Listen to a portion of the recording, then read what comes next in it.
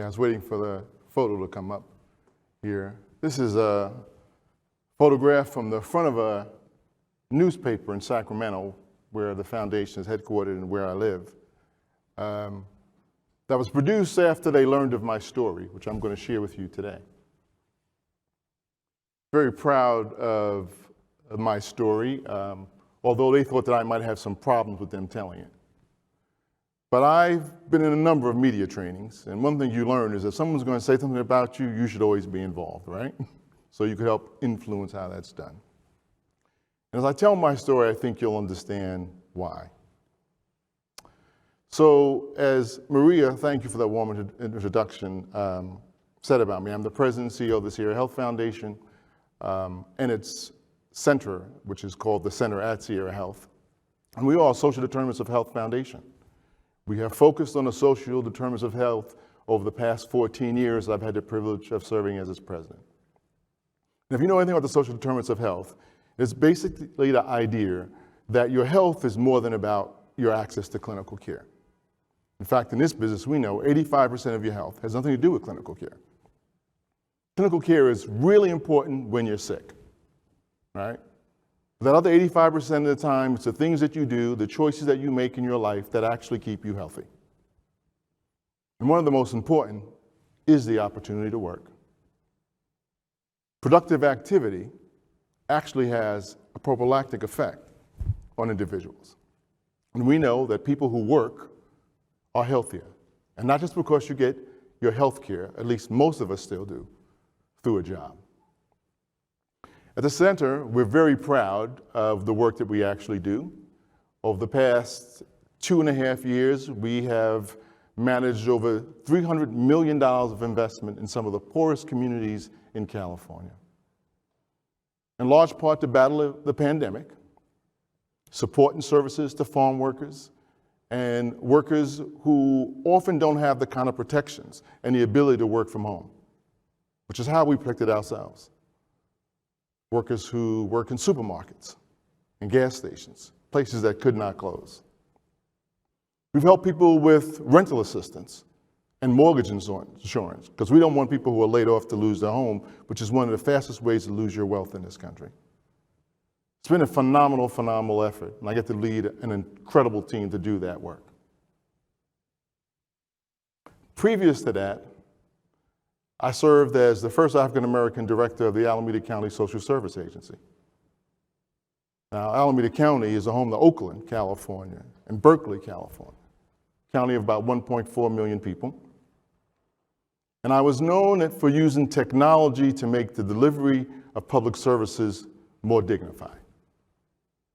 So we were one of the first places to allow folks to enroll in food and nutritional programs through food banks, so you wouldn't have to show up at the welfare office. Or to sign up for publicly supported health care through a clinic. That got a lot of attention and a lot of awards. Previous to that, I served as the county's child welfare worker. And I led its child welfare department. And I was recruited to that job because that system was failing, and I was supposed to be a turnaround leader, which meant that I was supposed to get things fixed. And we managed to do that in about a year, which was considered the fastest turnaround in the history of any threatened child welfare system in the state of California. Not only did we fix the things that were wrong, which were largely regulatory, but we also did things like write the 4E waiver for the state of California, which allowed us to change the way we could use money designed to support families. So less out-of-home placement and more investment in keeping kids at home safely with the people who love them most. That has helped to influence how we think about child welfare in America. Now, I was recruited to that job from a fellowship at a large foundation based here in New York City, where I worked for a number of years. The foundation is the namesake of the center that holds New York City's Christmas tree. All right? While there, I worked on a number of programs around employment, Jobs Plus, the Corporation for Supportive Housing, where I met my great friend Carla Javits, community building as a field, the creation of Policy Link, a national policy center, and I manage the center's investments, the foundation's investments in national policy centers as well. Before coming to that foundation, I worked at another foundation as a fellow, one of 10 selected that year for my work, Children and Family Services. And interesting enough, in that fellowship where I had multiple placements, one was in Alameda County. And so I was recruited years later to become its child welfare director and ultimately its director because I had spent some of my fellowship there time. And before being at that foundation, which was founded by an individual who started the company that delivers goods in those famous brown trucks. I was nominated for that fellowship because I had actually, after law school, started a program called the Detention Diversion Advocacy Project. We took kids who had been incarcerated, and rather than keep them in detention, we actually took them back to court, asked for the freedom, built a case management plan so they could actually return to community safely. Now, I told you a lot about my resume, did it in reverse order, and you're probably wondering, well, why did he share all that information? Well, two things. We're talking about the power of employment. One of the powers of employment is that when you're employed and you do extraordinary work, people actually come to find you to give you new opportunities. Not one of the jobs that I described did I ever apply for. People actually sought me out, recruiters and other folks. You build networks of people engaged in productive activity. They sometimes talk you up to other people who are looking for workers, and you can build a network and a pathway that forms the basis of your career. Now, that part of the story is a part of my life that you hear about when I'm introduced. What I just did for you in 4 or 5 minutes or 6 minutes, whatever it was to give you 30 years of my life. It's about half. You all know about how old I am. What people never hear about is the first half of that journey, because that's very different. So I was born right here in New York City, in a public housing development, on the other side of the ferry that leaves from Battery Park. One of 8 kids, known as Millie's 8 kids, 4 boys, 4 girls. She was quite equitable in her distribution of gender in my household, although the women did run everything. My incredible, loving sisters. I was a good kid. They say I was pretty smart. Did really very well in school most of my life. But as I became a young teen, my father was ill, ultimately dying, and I really fell off. Things changed dramatically. I was out in the streets, started drinking at a very young age, dabbling in drugs, ultimately stopped going to school. One day, after being re-enrolled for the second time, I got into a series of fights with some kids at the school that actually transcended the school environment and ended up in my community. At the age of 16, I was arrested and held in detention at the Brooklyn Detention Center. Now, Brooklyn is a borough my family is originally from. And I can tell you, the Brooklyn House of Detention is no place for a 16-year-old. I would argue it's no place for anybody. In the film, one of the young women talks about her time being incarcerated. She talks about how horrible it was and fearful. And you can imagine what a 16-year-old incarcerated with grown-ups, what that must have been like. After being released and going through trial, I was sentenced to time on that famous prison island in New York's East River. It's often in the papers, even to this very day. The city has still never found out what to do with it. And at 17, incarcerated with adults, I thought things were never going to be okay for the rest of my life. The only thing that came of that particular situation that had any positive outlook to it was the fact that because I was underage, I was actually forced to go to school. And therein I got my general equivalency diploma and finished high school. There are things that I experienced there that I have never told anybody. Not my wife of 20 years, or even friends that I've had lifelong relationships with. And I won't speak about them today. When I came home, I was committed to living a better life. And the first thing I did was go to find a job. But I can tell you, at that time, with the economy moving from manufacturing to a knowledge economy, it was incredibly difficult. And being a young black man, fresh from being incarcerated, little chance to find a job. Search far and wide, no takers.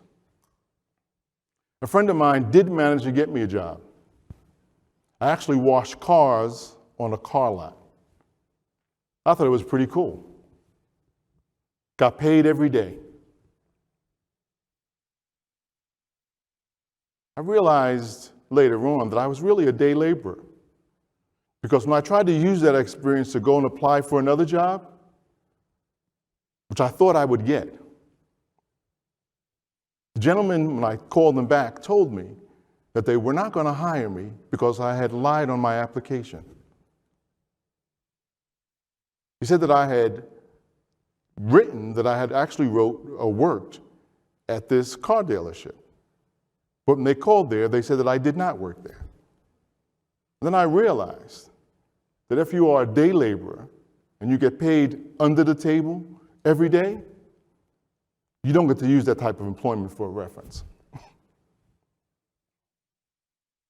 So I did what most young black men during that time would do, as I went back to the streets where I came from. Engaged in behavior that I knew over some period of time would bring me back into contact with the very system I was trying to escape. And it may seem like, well, that seems pretty foolish. Why would you do that? But I will tell you, as a young man with no way of supporting myself and no other pathway, that seemed a lot more rational than it does in this room today. But things changed one day when I was standing in the middle of the playground, in the middle of the housing project that many folks said that I terrorized.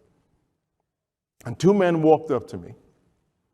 And they said, "Chet, we know you're smart. We know you have a good heart. We have something for you."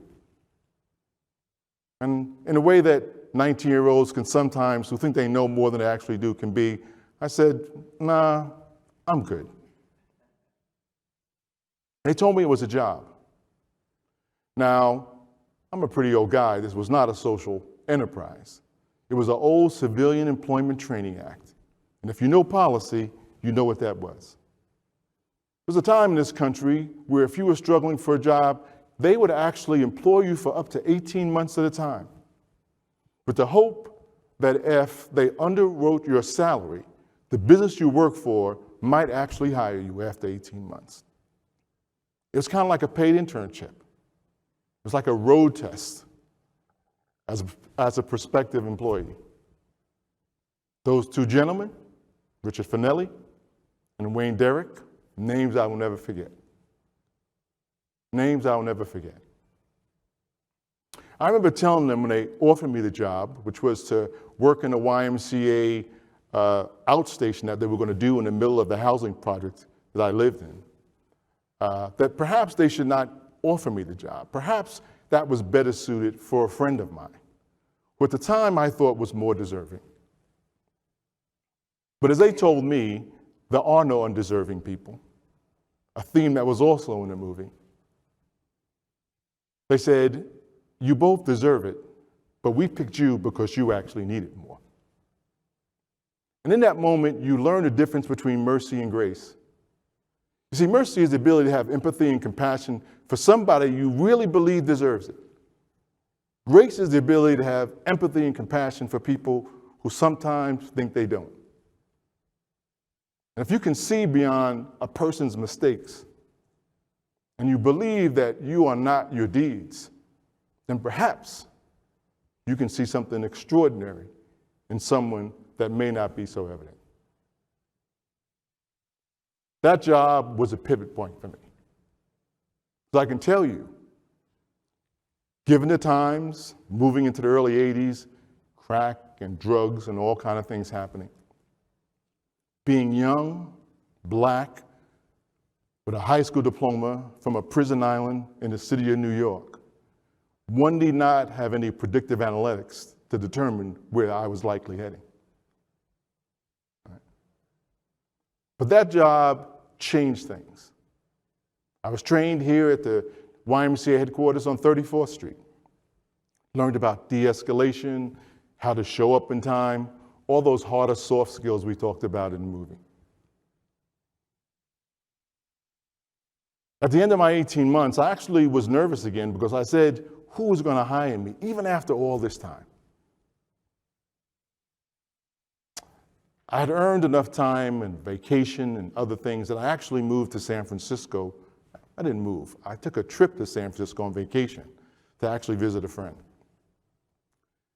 That friend told me that there was a potential job opening after he learned what I did at a Catholic school that sat on the top of the hill in San Francisco's Haight-Ashbury district. And he said, maybe you should apply. And I did. I used his phone number because we didn't have cell phones back then. And within 3 days, they called me and offered me the job.